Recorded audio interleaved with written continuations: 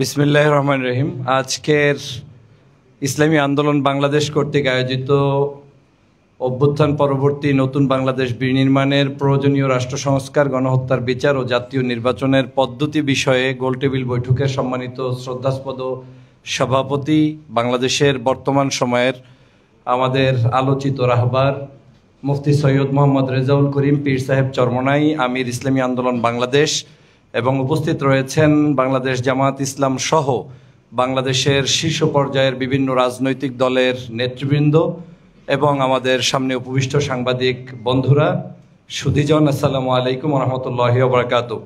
সময় সংক্ষিপ্ত, আজকে শুরুতেই আমি তীব্রভাবে নিন্দা জানাই গতকালকের স্বাধীন বাংলাদেশে গঠিত হওয়া একটি বৃহত্তর রাজনৈতিক দলের কর্মী পরিচয় দিয়ে দিবালোকে সেই 2006 সালের 28শে অক্টোবরের লগি বৈঠার মতো করে মানুষের উপরে পাথর নিক্ষেপ করে তারপরে হত্যা করার তীব্র নিন্দা জানাই। আজকের এই প্রতিবাদ, এই অনুষ্ঠানের পক্ষ থেকে গোলটেবিল বৈঠকের সকলের সামনে আমি নিন্দা জানাই। কারণ এটা আইয়ামে জাহিলিয়াতের যুগে একসময় ছিল, যখন কন্যা সন্তান জন্ম হতো, বাবারা তার কন্যাকে কবরস্থ করত জীবিত থাকা অবস্থায়। সেরকম বাংলাদেশ 24-এর গণ অভ্যুত্থানে আমরা দেখতে চাই না। সেটা পাগড়ি পরে অন্যায় করলেও অন্যায়, আর একটি বড় দলের নাম লাগিয়ে অন্যায় করলেও অন্যায়।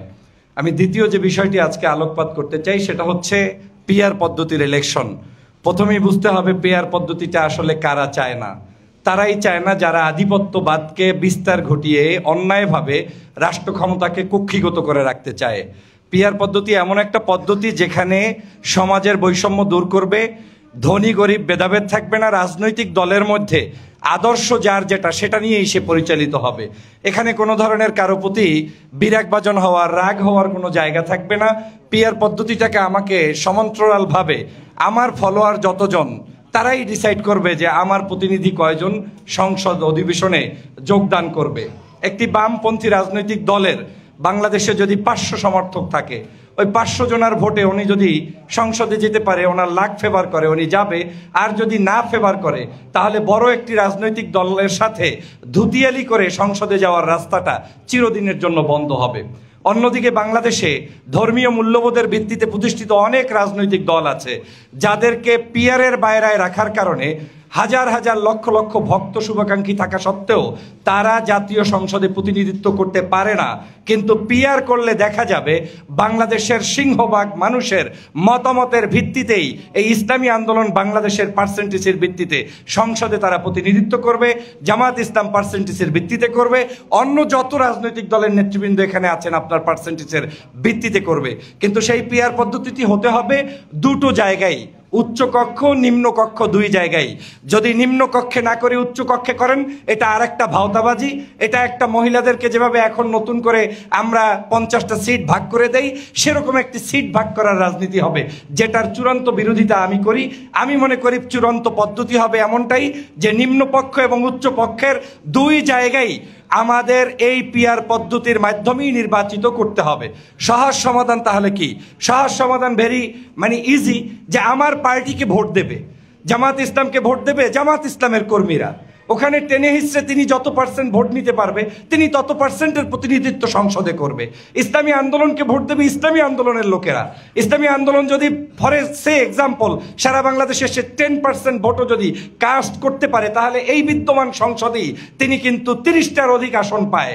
কিন্তু পিআর পদ্ধতি না দেওয়ার কারণে এদেরকেই দূরে রাখার জন্যই একদল বর্তমান বর্জুয়া রাজনৈতিক দলের নেতৃবৃন্দ পূর্ব সিস্টেমে রাজনীতি করে আলেমদেরকে মূলত সংসদে প্রতিনিধিত্ব করতে বাধা প্রদান করার জন্যই তারা এই পদ্ধতিটায় বারবার বাধা প্রদান করে।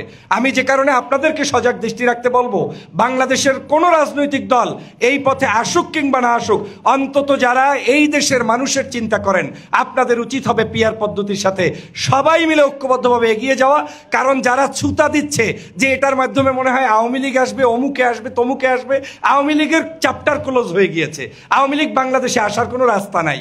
যদি আওয়ামী লীগের সমর্থকরাই বাংলাদেশে ভোট দিতে হয়, তারাও দিবে তাদেরকে যার কাছে আসলে শান্তিতে থাকতে পারবে, আরামে থাকতে পারবে, চাঁদা দেয়া লাগবে না, সন্ত্রাসী লাগবে না, টেন্ডারবাজি লাগবে না, দোকানটাকে পাহারা দিয়ে রাখবে, ওই সকল ভালো মানুষদেরকেই তারা ভোট দেবে। অতএব ভোটের চিন্তা যারা এরকম অতিরঞ্জিত করে পিআর পদ্ধতি থেকে দূরে রাখতে চায়, আমি মনে করি তারা মূলত ভালো মানুষদেরকে সংসদে ঢুকতে দিতে চায় না।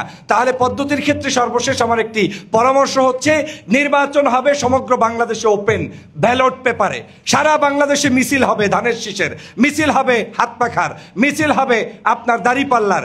এই মিছিলের ভিত্তিতে সমগ্র বাংলাদেশের থেকে যে পার্সেন্টেজগুলো হবে, সেই পার্সেন্টেজেই কেন্দ্রীয় একটি সিদ্ধান্তের আলোকে, যেটা একটু আগে শহীদ স্যার বলেছেন, ওখানে কিছুটা নিয়ন্ত্রণ আনতে হবে, দুর্নীতি কমিয়ে আনতে হবে, আধিপত্য যাতে না থাকে, ভালো মানুষদের আনতে হবে।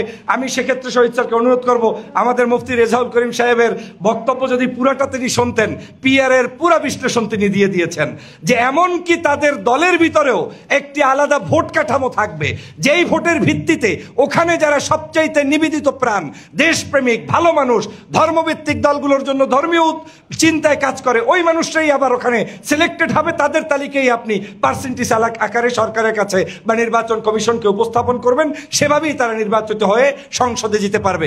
আমার বিশ্বাস এই পদ্ধতি এখনই আবিষ্কার এবং বাস্তবায়নের সময়।